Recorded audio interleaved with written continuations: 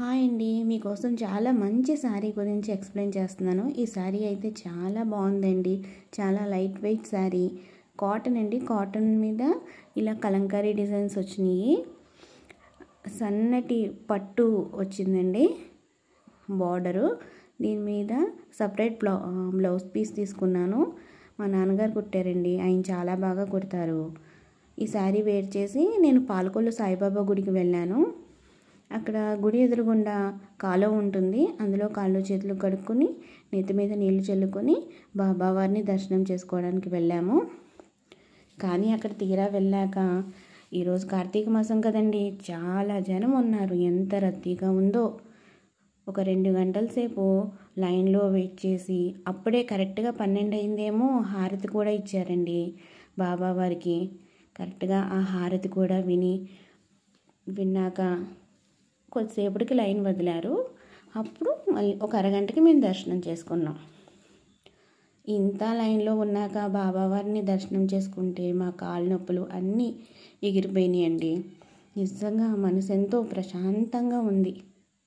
ఆ తర్వాత ఆ వెనకాల భోజనాలు పెడుతున్నారంటే టికెట్ తీసుకుని భోజనానికి వెళ్ళాం. అక్కడ కూడా పెద్ద హాలు, అందులో కుర్చీలు అవి వేసి ఎదురుగుండా బాబావారే మాకు కనిపిస్తూ ఉన్నారు. మళ్ళీ అక్కడ షిరిడి సాయిబాబా సినిమా వేశారండి. అదే నాగార్జున గారు నటించారు కదా, ఆ సినిమా చాలా చక్కగా ఉంది. కొద్దిసేపు ఆ సినిమా చూస్తున్నంతట్లోనే మా భోజనాలకి టైం అయిపోయింది. ఒక్కొక్కరిని లైన్లో పంపించారు. అప్పుడు అక్కడ భోజనం అది తింటున్నామండి. తిన్నప్పుడు తీసుకున్న సెల్ఫీ ఇది. నిజంగా గుడి చుట్టూ పరిసర ప్రాంతాలు ఎంత చక్కగా ఉందంటే, చాలా పరిశుభ్రంగా ఉంది. చాలా ఆహ్లాదకరంగా మనశ్శాంతిగా ఉందండి.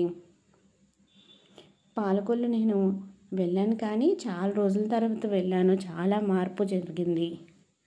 అక్కడ ఎంత బాగుందోనండి, ప్రశాంతంగా ఉంది. ఆ చుట్టుపక్కల అవన్నీ చూసుకుంటూ మేము ఫొటోస్ అవి దిగుతూ అలా అన్నీ చూసామండి.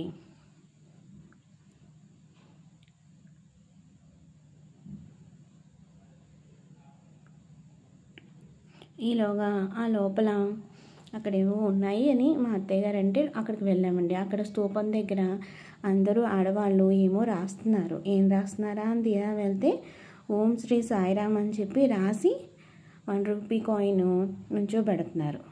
సరే మేము కూడా చేద్దామని చెప్పి మా అత్తయ్య గారు, చిన్న అత్తయ్య గారు, నేను నిలబడడానికి ప్రయత్నం చేసాం. కొద్దిసేపటికి అది ఆ కాయిన్ నిలబడింది. మాకు చాలా ఆనందం వేసింది అలా నిలబడగానే. కానీ తీరా చూస్తే అక్కడ కాయిన్ నిలబెట్టకూడదని చెప్పి బోర్డు మీద రాసి ఉంచారు. సరే అందరూ చేస్తున్నారు కదా అని చెప్పి మేము చేసాము. తర్వాత అక్కడ ఒక మందిరం ఉంటే లోపలికి వెళ్ళి అక్కడ బాబావారి పటము, పాదాలు ఉన్నాయి. అక్కడ నమస్కారం చేసుకొని మళ్ళీ పక్కనే దుని ఉందండి, బాబావారి దుని.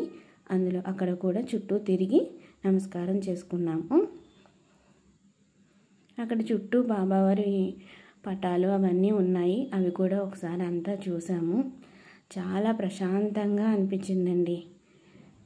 మంచిగా బాబావారిని దర్శనం చేసుకుని పక్కనే దత్తాత్రేయ స్వామివారు ఉంటే కూడా అక్కడ దండం పెట్టుకుని చుట్టూ ఉన్న పరిసర ప్రాంతాలు చూసుకుంటూ ఇలా బయటికి వస్తూ ఉన్నామండి.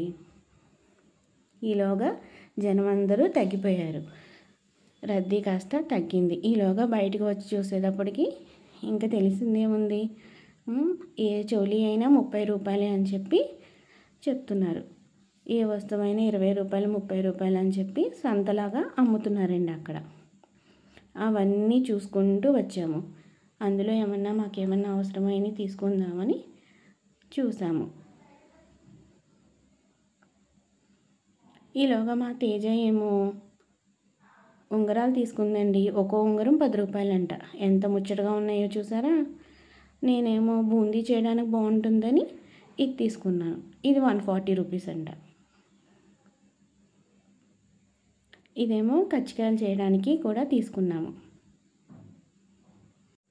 అక్కడున్న వస్తువులలో ఇది వెరైటీగా ఉంది, దేనికి వాడతారా అని చెప్పి చూస్తుంటే మా అత్తయ్య గారు చెప్పారు ఇది ఎందుకు వాడతారో. అప్పుడు చాలా ఎక్కువగా నవ్వుకున్నాం. ఈ స్టిక్ దేనికి వాడతారో మీకు తెలుసుంటే కామెంట్ చేయండి.